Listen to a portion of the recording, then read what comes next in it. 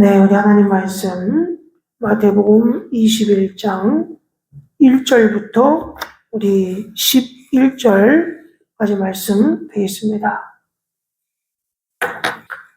자, 제가 봉독하도록 하겠습니다. 마태복음 21장 1절에서 11절 말씀입니다. 그들이 예루살렘에 가까이 가서 감람산 백박에 이르렀을 때에 예수께서 두 제자를 보내시며 이르시되 너희는 맞은편 마을로 가라. 그리하면 곧 메인 나귀와 나귀 새끼가 함께 있는 것을 보리니 풀어 내게도 끌고 오라. 만일 누가 무슨 말을 하거든 주가 쓰시겠다 하라. 그리하면 즉시 보내리라 하시니 이는 선지자를 통하여 하신 말씀을 이루려 하심이라. 일러스되 시온 딸에게 이르기를 내 왕이 내게 임하시나니 그는 겸손하여 나귀 곧 멍에 매는 짐승의 새끼를 탔도다 하라 하였느니라. 제자들이 가서 예수께서 명하신 대로 하여 나귀와 나귀 새끼를 끌고 와서 자기들의 겉옷을 그 위에 얹음에 예수께서 그 위에 타시니 무리의 대다수는 그들의 겉옷을 길에 펴고 다른 이들은 나무가지를 베어 길에 펴고 앞에서 가고 뒤에서 따르는 무리가 소리 높여 이르되 호산나 다윗의 자손이여 찬송하리로다. 주의 이름으로 오시는 이여 가장 높은 곳에서 호산나 하더라. 예수께서 예루살렘에 들어가시니 온 성이 소동하여 이르되 이는 누구냐 하거늘 무리가 이르되 갈릴리 나사렛에서 나온 선지자 예수다 하니라. 아멘. 네. 신입 회원이 있어요. 네. 감사합니다. 그래도 우리 아이들이 아빠가 이렇게 얘기하면 잘 순종하니까 너무 좋잖아요. 맞죠? 네. 저도 어렸을 때 참 성가대에 섰던 그 기억이 있어요. 주일학교 때. 요즘은 주일학교 성가대가 많이 없어졌는데 또 주일학교 때 성가대를 경험한다는 것이 얼마나 축복인지 모릅니다. 네. 뭐든지. 자, 그래서 우리 한번 외쳐보겠습니다. 오라 우리가 여호와께로 돌아갑시다. 인사하겠습니다. 시작. 오라 우리가 여호와께로 돌아갑시다. 네, 감사합니다. 우리가 이제 사순절이 3월 5일부터 4월 29일, 4월 19일까지가 이제 사순절이 되겠습니다. 그래서 우리는 사순절의 마지막 한 주간을 남겨두고 있죠. 그래서 이제 오늘 우리가 두 가지 이름으로 부르는데 종려주일 혹은 고난주일 이렇게 부릅니다. 이 종려주일이라는 말 속에는 환영한다는 의미가 있어요. 그러니까 메시아로 오신 예수 그리스도가 만왕의 왕으로 예루살렘에 입성하신다. 그것을 뜻하는 것이 바로 종려주일입니다. 반대로 이 고난주일이라는 것은 주님이 고난당하시고 십자가에서 죽음을 당했다는 것을 강조하는 의미가 있어요. 그러니까 이 두 가지 의미, 왕의 등극이라는 어떤 화려함과 왕의 죽음이라는 어떤 비극이 함께 공존하고 있는 것입니다. 그러니까 이것은 모순이지요. 찬란한 왕의 대관식과 왕의 고난과 죽음이 동일한 한 주일에 함께 기억돼야 한다는 것. 이것은 모순입니다. 하지만 지금까지 기독교회는, 우리 교회는 이 모순을 절대로 포기하지 않고 지켜왔습니다. 그 이유가 무엇일까요? 이 문제를 우리가 알기 위해서는 오늘 예루살렘으로 들어오시는 그 현장으로 한번 달려갈 볼 필요가 있어요. 이 예루살렘이라는 곳은 사방으로 길이 이어져 있습니다. 그래서 동서남북으로 사통팔달이다 이렇게 돼 있어요. 그래서 특별히 이 동쪽, 서쪽, 남쪽, 북쪽이 다 길이 있지만 동쪽으로 올라오는 길이 상당히 험합니다. 여리고를 통과해서 감람산 백박의 베다니를 거쳐서 예루살렘으로 오는 그 길이 상당히 험해요. 그래서 예수님이 선한 사마리아 비유에 보면 여리고로 가는 길을 언급했어요. 왜 그러냐면 그 길이 험하기 때문입니다. 험하고 강도가 많고요. 그래서 선한 사마리아인의 비유에 그 길이 언급되고 있는 것입니다. 자, 근데 예수님이 예루살렘으로 입성하실 때 바로 이 길을 선택하셨습니다. 그 이유는 에스겔서 43장 2절과 4절에 보면 이렇게 얘기하고 있어요. 이스라엘의 하나님의 영광이 동편에서부터 온다. 이렇게 되어 있고요. 또 여호와의 영광이 동문으로 말미암아 전으로 들어가고 이렇게 돼서 성전으로 들어가고 이렇게 되어 있어요. 그러니까 이 말씀에 근거해서 유대인들은 메시아가 광야를 통해서 동쪽으로 성전을 향해 임할 것이다. 이렇게 믿고 있었던 것입니다. 자, 그래서 어려움을 거쳐서 예루살렘에 이르려면 광야를 지나서 예루살렘 동편문으로 들어오게 돼 있어요. 자, 예수님께서 메시아로서의 죽음을 당하시기 위해 바로 이 길을 선택하신 것입니다. 자, 근데 그 당시는 언제였냐면 바로 6월절이었습니다. 자, 6월절이 되면 예루살렘은 순례자들로 만원을 이루었습니다. 자, 그 당시에 역사가 요세푸스에 의하면 당시에 예루살렘의 인구가 한 12만 정도였다고 합니다. 자, 그런데 6월절이 되면 20만 명의 정도의 순례객들이 모여들었다고 해요. 우리가 이 화천 산천어 축제 때 올해 186만 명이 왔다 그랬잖아요. 네? 자, 그러면 우리 화천은 인구가 2만 3천 명이에요? 7천 명이에요? 아직 그 정도 된다고 하면 186명을 받기 위해서 얼마나 힘들었겠어요. 맞죠? 숙소가 모자라고. 똑같아요. 예루살렘도 12만 명인데 20만 명이 넘게 왔다는 것은 본인들의 인구의 2배 이상이 온 거죠. 그러니까 그 당시에 예루살렘에 숙박시설이 턱없이 부족해서 예루살렘에서 3km 되는 곳까지, 즉 안식일에 걸을 수 있는 정도의 거리를 예루살렘 영역으로 인정했어요. 그러니까 예루살렘 중심으로 3km까지. 그래서 그곳에서 머물 수 있도록 했다는 것입니다. 자, 그래서 예수님께서 6월절 기간에 머무르셨던 곳이 베단인데 그 베단이도 예루살렘에서 3km 이내에 있는 동네였다는 거예요. 그러니까 사람들이 너무너무 많은 거예요. 수많은 사람들이 있습니다. 근데 거기에 예수님에 대한 소문도 퍼져 있었던 거예요. 그런데 그 마침내 예수님이 나귀를 타고 예루살렘 성문으로 들어오십니다. 근데 인간적으로 보면 그 예수님의 예루살렘 입성은 너무나 초라해요. 자, 30대 건장한 청년 예수가 한 번도 짐을 져본 적 없는 그 어린 나귀 등 위에 탔으니 얼마나 우스웠겠습니까? 그리고 예루살렘의 뒤를 따르는 그 제자들 한번 보세요. 갈릴리에서 온 어부들이에요.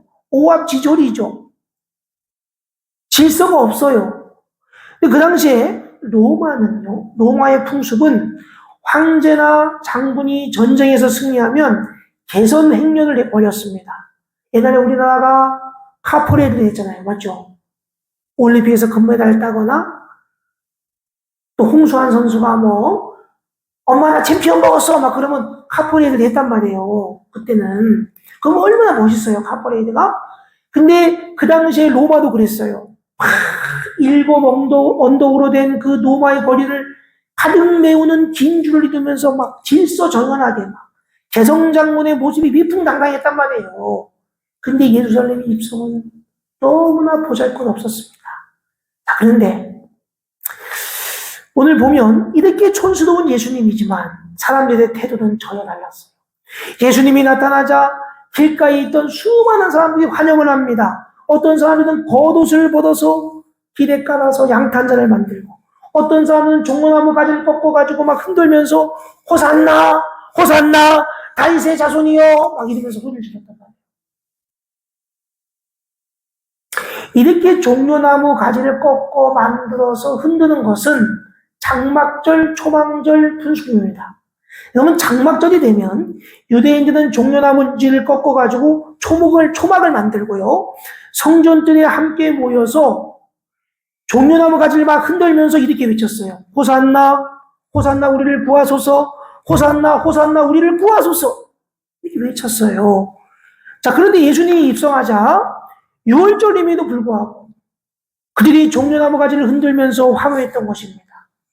이건 참 생소한 일이죠. 유대인들이 안 하던 행동을 한 이유가 있어요. 지금 유대가 로마의 압제에 있습니다. 그래서 유대의 독립을 위해 싸우던 마카비 혁명이 있었는데 그 마카비 혁명 이후로 이 유대인들에게는 종려나무 가지가 정치적인 의미를 가졌어요. 종려나무 가지를 흔든다는 것은 자유를 의미하는 행동입니다. 무슨 말입니까? 로마의 압제로부터 자유를 얻기를 바란다는 거예요. 그래서 종려나무 가지를 흔들었어요. 우리는 로마의 압제로부터 자유를 얻고 싶습니다. 이런 의미가 있는 거예요. 그리고 그 당시에 유대인의 동전에도 종려나무 가지가 새겨져 있었는데 바로 독립에 대한 열망이 거기에 담겨져 있었던 것입니다. 자, 그리고 이 호산나라는 외침도 마찬가지입니다. 호산나라는 뜻이 무엇이냐면 한번 따라해 보겠습니다. 구하옵나니 이제 구하나옵소서. 네, 이런 말이에요. 주님, 저희들 간절히 구합니다. 저희들을 구원하여 주옵소서. 그러니까 히브리어로 여호와 하나님 앞에 구원을 구하는 짧은 기도예요. 주님, 저희들이 간절히 원합니다. 저희를 구원하여 주옵소서. 그러니까 유대인들이 초막절 때 제단의 주위를 돌면서 호산나를 외쳤어요. 말하자면 할렐루야, 아멘, 이런 종교적인 의미를 가진 단어입니다. 자, 그런데 시간이 가면서 이 호산나는 정치적인 구호가 되었어요. 겉옷을 길가에 까는 행동도 예후일의 왕의 등극을 축하하는 행동입니다. 자, 그러니까 이런 정치 구호를 예수님한테 썼다는 것, 그리고 겉옷을 까는 행위를 했다는 의미는 무엇입니까? 간단합니다. 지금 유대인들은 예수님을 정치적인 메시아로 보는 거예요. 자, 그러니 이렇게 보는 이유가 있습니다. 우선 예수님이요, 엄청난 이적과 기사를 일으켰습니다. 메시아가 아니면 누구도 할 수 없는 그런 기적을 보았어요. 그러니까 그들은 당연히 기대를 갖는 것입니다. 또 메시아에 걸맞는 행동을 했어요. 동물로 들어왔어요. 나귀를 타고 들어오셨습니다. 그러니까 그들은 이분이 정치적인 메시아구나, 이렇게 생각했던 거예요. 성경은 메시아가 오는 방법에 대해서 두 가지로 말하고 있습니다. 첫 번째는 다니엘서 7장 13절에 보면 구름을 타고 영광 중에 오시리라. 구름 타시고 나팔 불 때에 구름을 타고 오실 것이다. 이렇게 다니엘서에 기록되어 있어요. 또 하나는 오늘 여러분들이 종료주일 성시교도 읽었죠. 거기 보면 스가랴서 9장 9절 말씀이 나와요. 스가랴의 예언대로 나귀를 타고 오실 것이다, 이렇게 되어 있습니다. 두 가지 방법으로 되어 있는데 BC 3세기 초에 랍비 요수아는 세상이 아직 메시아를 맞을 준비가 되어 있지 않을 때는 메시아는 나귀를 타고 임할 것이다. 근데 세상이 메시아를 맞을 준비가 되어 있을 때는 구름을 타고 오실 것이다, 이렇게 가르쳤습니다. 자, 그래서 랍비들은 스가랴의 예언에 따라 나귀를 메시아의 짐승으로 이해하고 있었을 것입니다. 그러니까 지금 무슨 말이냐? 메시아가 오실 때는 뭘 타고 올 것이다? 나귀를 타고 오실 것이다. 자, 그런데 그들의 기대대로 예수님이 나귀를 타고 입성했습니다. 그러니까 그들의 환호가 엄청났어요. 온 성이 소동했다. 이 말은 지진이 울리는 거죠. 난리가 났다. 만약에 우리 화천에 BTS가 온다고 생각해 보세요. 난리가 나겠죠? 예수님이 왔을 때 더 난리가 난 거예요. 그 환호성을 들으면서 예수님이 묵묵히 성 안으로 들어오셨습니다. 열광의 도가니 한복판으로 들어오신 거예요. 그러니까 제자들이 막 신이 난 거지. 막 어깨가 피면서 막, 이야, 이제 우리가 드디어 뭐 하나 하는구나. 막 어깨가 점점점 올라가는 거예요. 왕의 입성이죠. 근데 문제는 그 왕이 아니었다는 말이에요. 유대인들이 기대하던 정치적인 왕, 로마의 압제를 무력으로 깨부수고 이스라엘에게 정치적인 독립을 안겨줄 정치적인 메시아, 예수와는 그런 메시아가 아니었던 것입니다. 예수님의 의미는 단지 그냥 흥망성쇠로 점철되는 역사의 어느 한 점을 책임지는 의미가 있지 않았어요. 예수님은 유대라는 한 민족을 살리려는 정치적인 왕이 아니라 전 세계, 전 인류를 살리는 만왕의 왕이셨던 것입니다. 그러니까 유대인들은 그 사실을 몰랐어요. 그냥 정치적인 기대만 가지고 있었던 것입니다. 환호했습니다.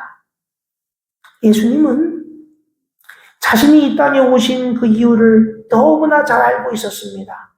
자, 그렇다면 여러분들 예수님의 마음이 어떠하셨을까요? 저는 오늘 본문 속에 예수님을 그 모습을 한번 생각해 보면서 이 변화산상에 예수님이 떠올라요. 마태복음 17장과 누가복음 9장에 나오는데요. 자, 변화산에 올라서 모세와 엘리야와 이야기를 나누실 때에 그 용모가 변화되고 옷이 휘어져서 광채가 났습니다. 자, 그 얼마나 황홀했던지 베드로가 예수님께 말했습니다. 주여, 우리가 여기에 있는 것이 좋사오니 우리가 초막 셋을 짓되 하나는 주를 위하여, 하나는 모세를 위하여, 하나는 엘리야를 위하여 합시다. 너무너무 화려했던 거예요. 자, 그런데 우리 사랑하는 관영교회 성도 여러분, 그 기막힌 화려함 속에서 예수님과 모세와 엘리야가 나눈 대화가 무엇인지 아십니까? 누가복음 9장 31절에 이렇게 말하고 있어요. 장차 예수께서 예루살렘에서 별세하실 것을 말씀하실세. 세상과 이별, 별세가 그런 뜻이잖아요. 죽음을 얘기했다는 거예요. 화려하게 이를 데 없는 그런 광경 속에서 나눈 대화가 죽음이에요. 자신의 죽음을 이미 알고 있던 예수께서 그 엄청난 환호하는 그 화려함 속에서 어떤 생각을 가지셨을까요?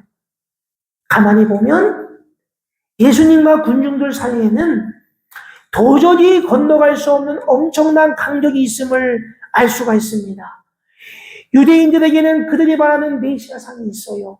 그들의 환호를 한 몸에 얻고 그들의 기대를 충족시켜 주시기를 바랬던 거예요. 화려한 왕, 통쾌한 복수, 힘에 의한 주권 쟁취. 예수, 당신은 가능해. 당신은 갈릴리에서 해던 그 기적을 베풀면 어려울 건 없어. 고난, 그것은 우리가 당했던 것만으로 좋게. 당신은 왕이니 영광만 받으면 돼. 그리고 당신 덕분에 우리도 영광 받으면서 좀 자유를 누리며 나도 발 뻗고 편하게 살고 싶어. 우리의 기대를 쳐버리지 마. 그들은 자기의 기대와 이상으로 왕을 만들어 놓고 있었던 것입니다. 그리고 예수를 그 기대의 상자 속으로 구겨놓고 있었던 거예요. 호산나, 다윗의 자손으로 오시는 우리들의 임금님이여, 우리를 구원하소서. 지금 구원하소서.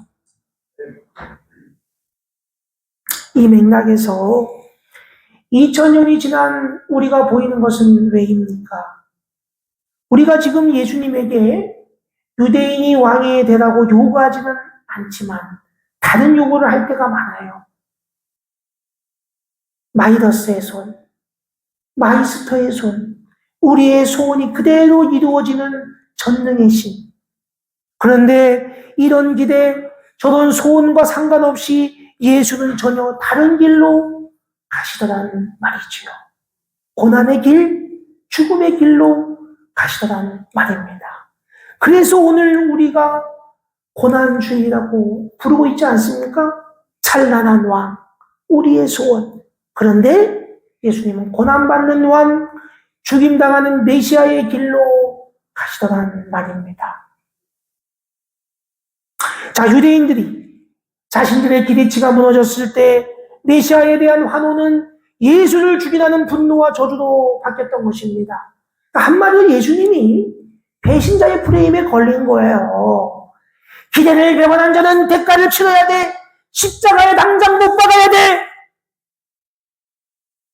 근데 우리는 그렇게 악에 찬 유대인들과는 다릅니다. 우리는 예수님을 저주하지도 않죠. 오히려 예수를 그렇게 모질게 다른 유대인들을 괘씸하다고 생각합니다. 그리고 반대로 우리는 우리를 구원하시기 위해 주님이 고난당하시는 것 당연해. 어느새 우리는 그런 생각까지 자연스럽게 합니다. 그래서 우리는 그 주님을 따른 우리가 고난을 당하는 것도 너무 당연한 거야. 이렇게 생각해요. 자, 그런데 우리 사랑하는 관영교회 성도들 여러분, 정말 그것이 당연한 것입니까? 혹시 여러분들 이런 생각은 안 해보셨어요? 아니, 왜 예수님이 꼭 고난을 받아야 우리를 구원할 수 있다는 거야? 아니, 말 한마디로 천지를 창조하신 분이 왜 고난과 죽음이라는 거추장스러운 방식을 거쳐야 합니까? 이런 의문이 들지 않습니까? 하나님은 전지전능하신 분인데 왜 고난 없이 우리에게 구원을 베풀 수는 없는 건가요? 사실 예수님도 겟세마네 동산에서 기도하실 때에 주여, 아버지여, 할 수만 있다면 이 잔을 내게서 지나가게 하옵소서. 예수님도 고난을 피하게 해달라고 기도했습니다. 자, 그러면 예수님도 고난을 원하지 않으셨던 것 같아요. 그런데 왜 이 고난과 죽음의 터널을 거쳐야지만 우리에게 구원이 가능하다는 것입니다. 이 문제는 우리 기독교 구원론의 기초예요. 무턱대고 우리도 따라서 예수님 따라서 고난받아야 돼. 마치 고난이 뭐 엄청난 훈장인 것처럼 함부로 말하면 안 됩니다. 우리는 알아야 됩니다. 왜 그리스도가 고난을 받아야 하는가? 이것은 죄와 연결되어 있습니다. 이사야 53장 5절 말씀에 보면 이렇게 돼 있어요. 그가 찔림은 우리의 허물 때문이요 그가 상함은 우리의 죄악 때문이다. 이렇게 돼 있습니다. 이 말씀을 잘 보시면 우리의 허물 때문이요 우리의 죄악 때문이다라고 돼 있는데 이 말은 우리 인간의 실존을 말하며 이 세상을 말하는 것이에요. 다른 말로 얘기하면 인간이 어떻게 할 수 없는 상태를 가리킵니다. 인간의 능력 밖이라는 뜻이에요. 여러분, 허물과 죄는요, 인간이 어떻게 할 수 있는 성질의 것이 아닙니다. 자, 그러면서 4절 말씀에 보면 여기에 대한 처방이 나와요. 뭐라고 되어 있냐면 그는 실로 우리의 질고를 지고 우리의 슬픔을 당하였거늘 이렇게 되어 있어요. 그러면 이 질고라는 것은 뭐냐면 질병을 의미합니다. 슬픔은 뭐냐면 회복이 불가능한 상태에서 오는 아픔을 말해요. 여러분, 질병 우리가 어떻게 할 수 있습니까? 현대의학이 아무리 발전했다고 하더라도 우리는 감기조차도 어떻게 할 수가 없어요. 감기약 먹어도 안 돼요. 주사 맞고 감기약 먹고 해도 어떤 사람은 2주, 어떤 사람은 3주, 어떤 사람은 1주. 그러면서 얘기해요. 야, 이 병원 감기약이 좋아. 거기 한번 가봐. 근데 나한테는 안 맞아. 그럼 약이 똑같이 들면요. 똑같은 시간에 똑같은 날짜에 끝내야 돼요. 근데 다 달라요. 메르스, 코로나, 사스. 우리는요, 솔직히 그러한 것들에 우리는 어떻게 할 방법이 없어요. 그냥 잠깐 조금 생명을 연장시켜주고 완화시켜줄 뿐이지 우리 인간에게 문득 찾아오는 그 질병의 늪을 우리는 완전히 제거할 수 없습니다. 이것이 우리 인간의 한계 상황이에요. 슬픔도 마찬가지입니다. 우리는 인생을 살면서 수많은 슬픔을 당하죠. 우리의 힘으로 어찌할 수 없는 일들을 많이 당하기 때문입니다. 그리고 우리의 힘으로 복구가 불가능하기 때문이에요. 너무 일례로 자식을 잃었을 때, 또는 부모님을 잃었을 때, 우리는 슬픔에 잠깁니다. 왜 그렇습니까? 우리의 힘으로 자식을, 부모님을 되살릴 수가 없기 때문이에요. 우리가 할 수 있는 일이라고는 그냥 눈물을 흘리면서 슬픔에 잠기는 것밖에 없어요. 이것이 우리의 인간의 한계 상황이에요. 그러니까 그리스도는 우리 인간의 한계 상황인 그 질고, 슬픔을 대신 지신 거예요. 우리의 한계 상황을 대신 지신 것이 십자가다 이겁니다. 그리고 그 질고를 지시고 그 슬픔을 대신 지시고 그리고 우리의 한계를 넘으신 것이 부활이에요. 그러면 고난이 뭐 필수여가지고 그리스도가 고난당한 것이 아니라 우리의 허물이, 우리의 죄악이 그리스도를 고난당하게 만들었다는 것입니다. 하나님은 우리 인간의 힘으로 어찌할 수 없는 그 한계 상황을 국민이 여겨주신 거예요. 불쌍히 여겨주신 거예요. 그래서 그리스도에게 그 허물과 죄악을 담당시키셔서 그것을 지고 십자가에 달려 돌아가시게 하신 것입니다. 거기서 우리의 허물과 죄악을 심판하신 거예요. 그리고 거기서 새로운 생명, 부활을 주신 것입니다. 그래서 왕이신 예수 그리스도가 고난당하신 것이고 십자가를 지신 것이고 죽임을 당한 것입니다. 자, 우리 영화 한 편 보겠습니다. 제가 체코 영화인데요. 모스트란 영화인데 요거는 이제 3분짜리가 있고 7분짜리가 있어요. 3분짜리로 짧게 보도록 하겠습니다.